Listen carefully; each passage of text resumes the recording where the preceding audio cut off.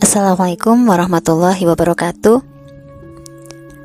Sahabat Sinatria Farm dimanapun berada, semoga kita semua dalam keadaan sehat, berlimpah barokah. Kali ini kita akan melanjutkan pembahasan tata laksana pembibitan domba bagian kedua. Kita akan membahas tentang tata laksana perkawinan, kebuntingan, kelahiran, dan laktasi.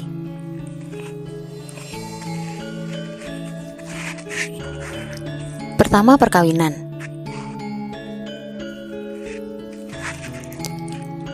Domba mengalami pubertas atau dewasa kelamin pada umur 6-8 bulan, baik jantan maupun betina, tergantung dari genetik, sosial, maupun ketercukupan nutrisi dari pakan.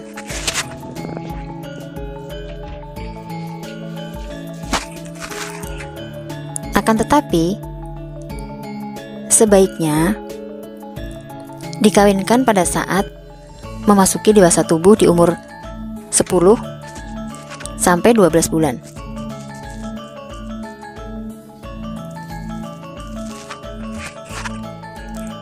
Perkawinan akan berhasil jika dilakukan saat ternak mengalami birahi atau estrus.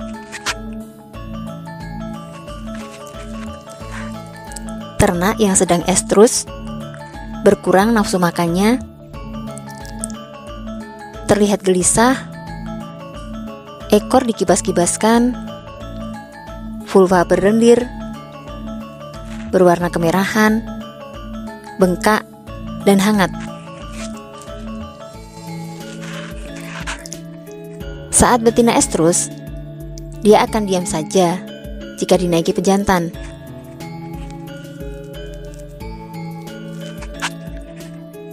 Siklus estrus domba terjadi antara 14-20 hari atau rata-rata 17 hari sekali, dengan lama estrus antara 24-36 jam.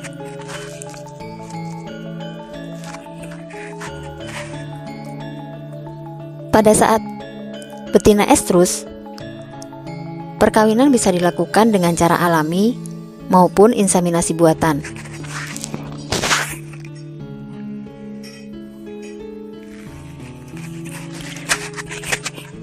Perlu menjadi perhatian dalam tata kelola perkawinan adalah umur perkawinan yang harus sudah cukup.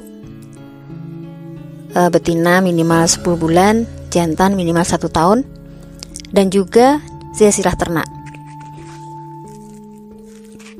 Kita perlu menghindari perkawinan yang memiliki kedekatan kekerabatan. Dalam hal ini, pencatatan atau recording sangat penting, sehingga kasus inbreeding dapat dihindarkan.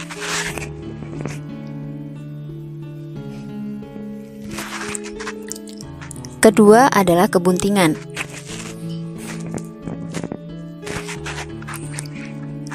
Kebuntingan biasanya dapat diketahui dengan mengamati pada 16-24 hari setelah ternak dikawinkan.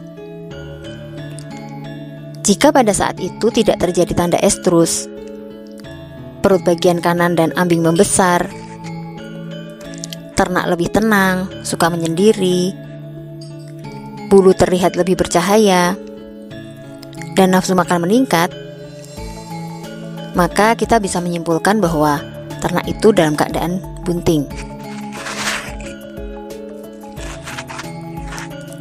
Induk domba bunting selama 144-155 hari atau rata-rata 150 hari.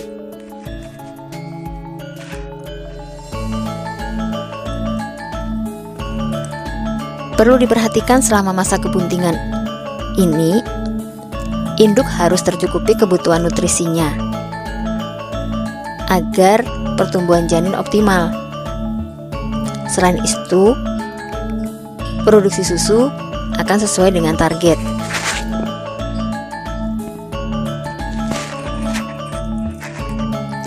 Induk bunting perlu ruang untuk exercise, menguatkan otot-otot rahim agar terhindar dari masalah selama kebuntingan dan kelahiran.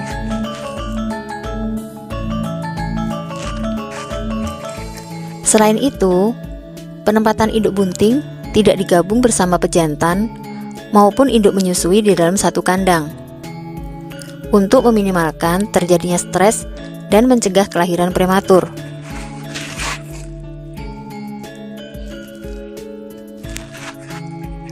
Ketiga, kelahiran. Tanda ternak akan melahirkan dapat dilihat pada pinggul yang mengendur, vulva membengkak kemerahan, ambing yang sudah cukup membesar, putingnya pun penuh dengan susu. Perut turun, ternak gelisah, biasanya menggaruk-garuk lantai kandang dan mengembik.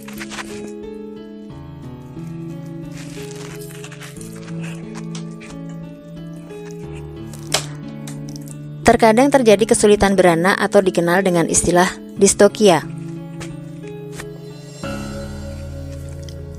Distokia terjadi karena kegagalan mengejan atau karena ada sumbatan di jalan lahir, atau kekurangan hormon, atau bisa juga janin atau fetus terlalu besar. Kesalahan posisi fetus maupun adanya kematian fetus di dalam kandungan juga dapat menyebabkan distokia. Kesalahan posisi fetus terlihat dengan keluarnya kepala tanpa kedua kaki depan, atau keluarnya ekor bagian belakang tanpa kedua kaki belakang.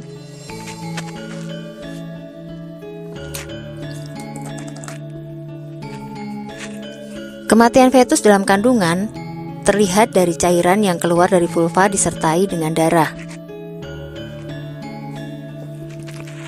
Kasus distokia dijumpai pada beberapa induk pertama kali beranak atau pada induk yang kebuntingannya telah melewati waktu normal. Induk yang terlalu cepat dikawinkan, kurang exercise, atau bisa juga karena gangguan rahim, misalnya rahim sobek, luka, terputar, atau lainnya. Distokia bisa juga terjadi pada induk yang pakannya kurang serat tetapi terlalu tinggi energi, sehingga fetus terlalu besar.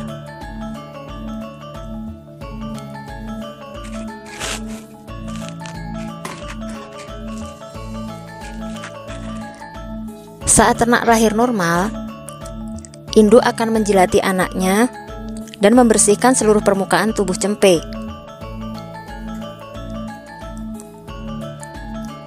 Akan tetapi, jika induk tidak melakukannya, perlu dibantu membersihkan lendir di bagian hidung, mulut, mata, juga telinga.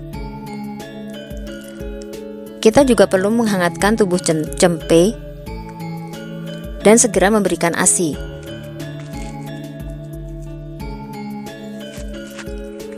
Untuk menghindarkan cempe dari penyakit tetanus, maka bekas tali pusar diberi larutan iodium atau betadine.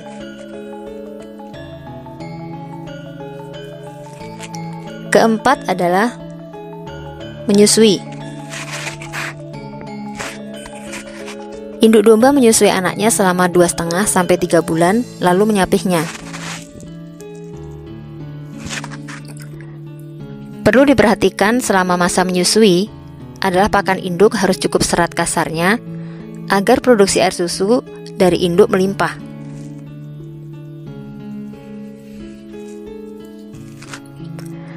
Selama masa pertumbuhan, cempe atau anak domba perlu diberikan tempat umbaran sebagai tempat bermain untuk menguatkan otot dan tulangnya.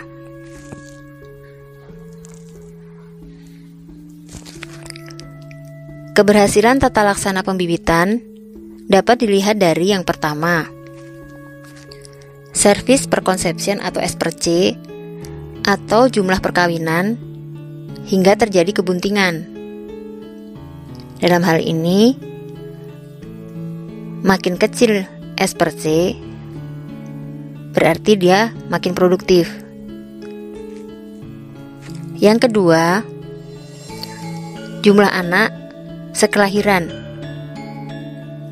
Kita akan memilih kelahiran anak kembar dibandingkan anak tunggal. Yang ketiga, mortalitas atau kematian selama kebuntingan maupun setelah cempe dilahirkan. Dan yang terakhir, interval atau jarak kelahiran. Tata laksana pembibitan domba yang produktif jika dapat menghasilkan indukan yang beranak 3 kali dalam 2 tahun. Demikian pembahasan terkait perkawinan, kebuntingan, kelahiran, dan menyusui. Mudah-mudahan bermanfaat. Kita lanjutkan insya Allah pekan depan pada pembahasan rotasi pemeliharaan induk agar dapat menghasilkan anak setiap bulan. Saya akhiri. Assalamualaikum warahmatullahi wabarakatuh.